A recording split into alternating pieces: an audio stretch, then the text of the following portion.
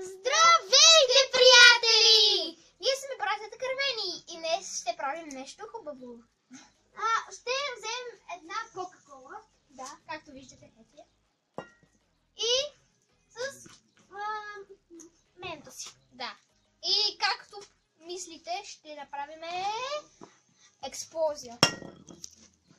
Чакай, по-леко. Не експлодирай. Ох, слабо.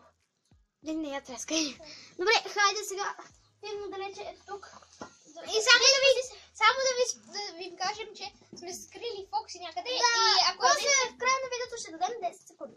Добре. Знаете правилата. Да, сега... Да. Добре, сега, както виждате, фиджет спинер. Добре, както да. Значи, сега ще започнем след една секунда или две. Първо да отворим ментосите. Ето и пак! Сега ще започнем. Ето 4 ментоса ще пъхнем. И този ще го пъхнем. Пада на земята. Нали няма да го ядем? Сега, готови ли сте, хора? Пазе се, Цвети! То дали влиза в бутилката? То не влиза в бутилката. Чакай. Секунда. Ето ни отново. Влязахме ментосите, защото щяха да такова. Да, имах малко проблем, но сега ето започваме. Ще пъхна само 4 земи тези. Да видим дали ще стане. Ако не стане... Ето! Пускай!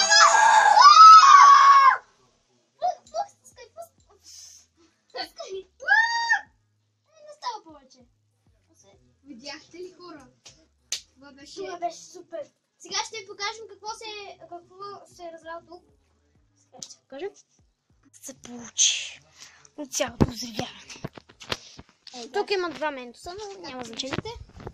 Ето това е бутилката. Не се взриви много. Просто трябваше да... Ето го тук. Да вкараме повече ментоси, сигурно. Капачката. Да, трябваше да вкараме повече. Но както и да е. Но ако бяхме вкарали още повече, щяха да ми станат още по-лепкави ръце. И... Да.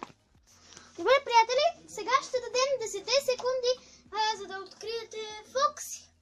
И да започваме. Да. 1, 2, 3, 4, 5, 6, 7, 8, 9, 10! Добре, стига. Ако ви хареса видеото, дайте палче нагоре. Ако не, дайте палец надолу.